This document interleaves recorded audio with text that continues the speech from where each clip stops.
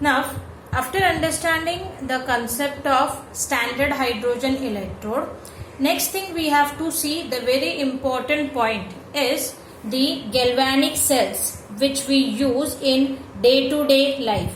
That is very but obvious question we always ask, that okay, we have studied so many things about galvanic cell, but what is its practical approach? Do we use it in our day-to-day life?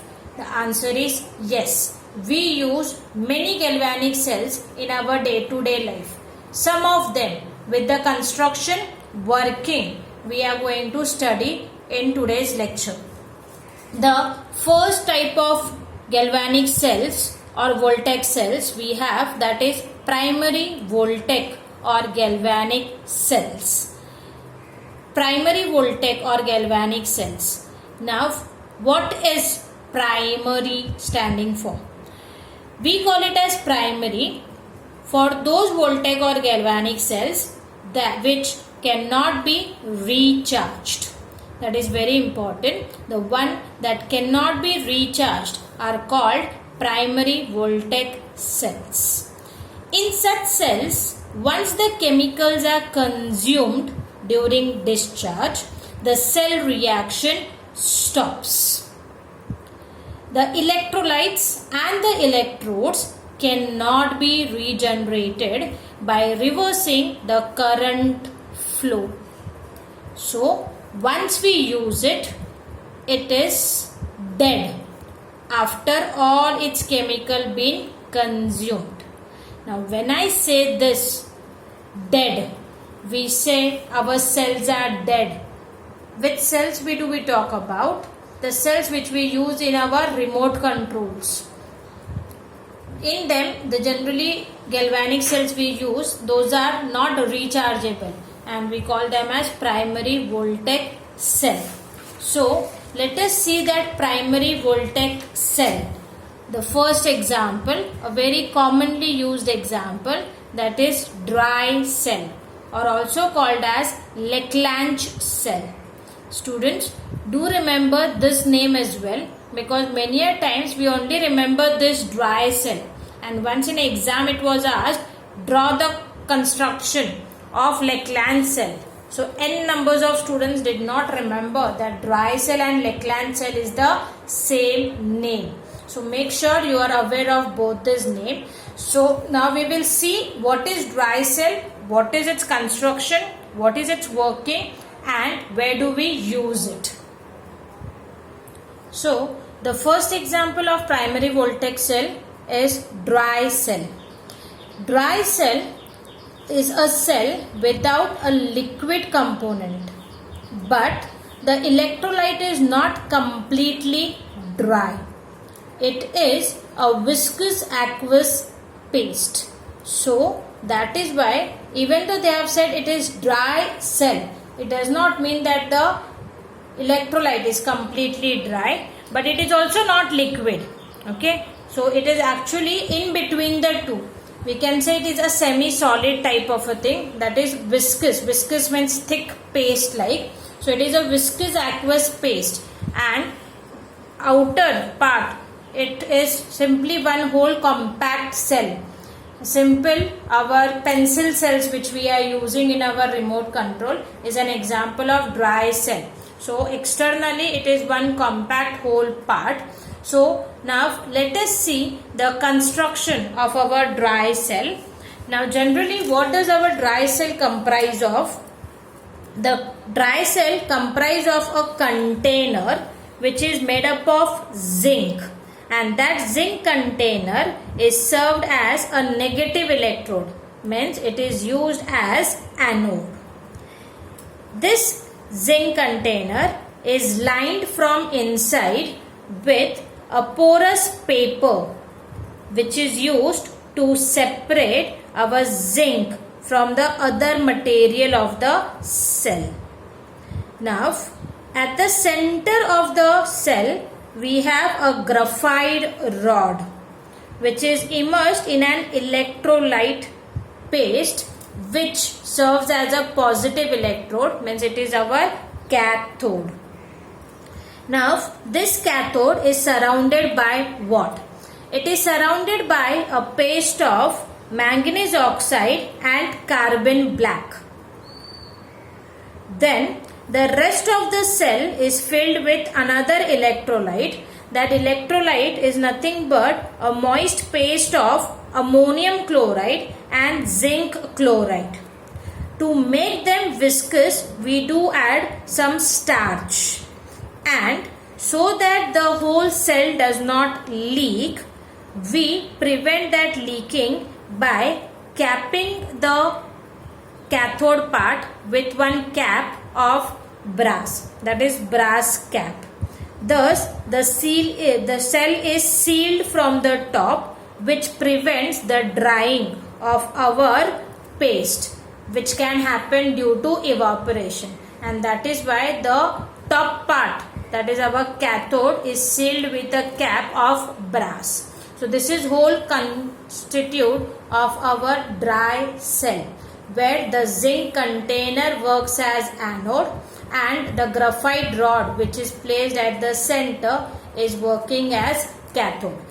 Now anytime if we have dead cells at our home, as a curiosity, students can really open that, and when you open at the center, you could see a black color rod. That black color rod is nothing but our carbon rod, that is also called as graphite rod, and you will find a moist paste in between. The moist paste will be nothing but our electrolytes. But make sure that you are opening up a dead cell, so that even if it is getting, because it cannot be repacked again, and it should not be a problem at our family members as well. So do not open up the live cell, but do make sure that you open once a dead, dry, normal cell, so that you understand the construction part very well. Now once we know the construction, let us go for the cell reactions or the working of dry cell. Now how can we represent our dry cell? Dry cell comprised of a zinc container, which is working as anode, so we write it at the extreme left hand part. Graphite rod, which is working as cathode, so we write it at the extreme right hand part. Our zinc container comprised of an electrolyte, that is zinc chloride and ammonium chloride. Similarly, the carbon rod is dipped into a solution of manganese oxide and carbon black itself. So we have all these three things together in one cell only. There is no separation between the two. So there is no vertical lines in there. They all are contacted through once. But always make sure that carbon's electrolyte is manganese oxide. So before carbon it should be manganese oxide, and zinc's electrolyte is zinc chloride and ammonium chloride. So after zinc rod it should be zinc chloride and ammonium chloride. You cannot interchange them. If you interchange them, the reaction will not take place. So I repeat again, it is zinc rod with its electrolyte zinc chloride and ammonium chloride. Carbon rod with its electrolyte manganese oxide. So this is how we can represent our dry cell. Now after understanding the construction and the representation of dry cell, let us see the cell reaction which happens in a dry cell. The first one will be oxidation at anode. Now when the cell operates, that is, current is drawn from the cell, metallic zinc is oxidized to zinc 2 plus ions. Oxidized means it gives away 2 electrons. So at anode what happens is oxidation half reaction. Let us see what happens at cathode. Definitely the reduction. Now what will happen? The electrons liberated in oxidation half reaction at anode flows along the container and migrates to the cathode through the external circuit. Now at cathode we have ammonium ions which are reduced to form ammonia and hydrogen gas. Now this hydrogen gas which is formed is oxidized with manganese oxide, which is also present at cathode, and it converts it into Mn2O3 and water molecules. Now what does this MnO2 do? It prevents the collection of hydrogen gas at cathode. Okay, so hydrogen gas formed in the first part reacts with MnO2 in the second part, converting it into Mn2O3. So when I say reduction at cathode, it is actually a sum of two parts. So the total reaction taking up place at cathode will be 2 ammonium ions plus 2 MnO2 gaining 2 electrons, giving you Mn2O3 plus 2 NH3 plus H2O. When we add the two, our hydrogen gas being common on both the sides will get cancelled. So at cathode, what is prevented is formation of hydrogen gas, and that we prevent by using manganese oxide. So this is the reduction reaction taking place at cathode. Now when I have to write down a net cell reaction, so we remember net cell reaction is nothing but the sum of oxidation half reaction at anode and reduction half reaction at cathode. In this, 2 electrons are donated and 2 electrons are gained. As the number of electrons are already same, we will simply add the two half reaction. So by adding the two half reaction, our net cell reaction for dry cell is zinc solid plus 2 ammonium ions in the aqueous form plus 2 MnO2 solid, giving us Zn2 plus ion in aqueous form plus Mn2O3 solid plus 2 ammonia NH3 in the aqueous form plus H2O in liquid form. So this is what is our net cell reaction taking place in our dry cell. Now if you see here, what is happening is it is resulting into formation of water, and that is why many a times we might have experienced this, that if we keep our dry cell in remote control or video games, and if we do not use it for a long, we could see as the time pass, the springs which are situated at the corners, they get rust and the pencil cell or the dry cell gets swollen up.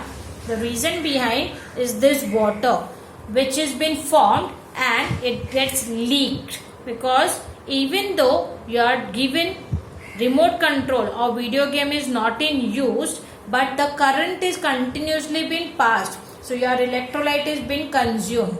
Remember, we are talking about galvanic cells which are spontaneous, so it continuously keeps on taking up place, and that is why it is always advisable that when we are not using our gadgets, we should always remove the cells from there, or we can invert it or we can reverse it and place it in the things, because if we have reversed it, the cell will be not completed and the transfer will not take place. Okay, so very important is this, that it results into formation of water liquid, because of which the leakage takes place.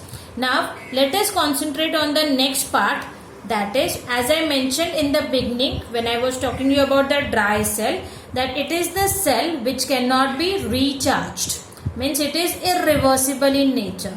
So now let us see what are the causes for the irreversibility. The reason behind that irreversibility of dry cell is, in our reaction we have zinc 2 plus ion formed, plus we also have ammonia formed. Now they both combine with each other to form a coordination compound of tetraamine zinc 2 plus ions. So internally your zinc 2 plus ions are removed. So the reaction at anode can't be reversed. Why it can't be reversed? Because so as to convert Zn2 plus into zinc, your Zn2 plus ions are not available. Hence overall discharging reaction can't be reversed, and this results in poor life of the cell. Why it results into poor life of the cell? Because once the electrolytes are consumed, you cannot reverse it back. Means once it is consumed, the cell is of no use, because we call it as dead. As it has no electrolyte, there will be no reaction taking up place. So it will be of no life, and that is why we call it as dead. So this is a reaction which happens to be in the given cell, and it results into the irreversibility of our dry cell. Thus, the dry cell cannot be recharged.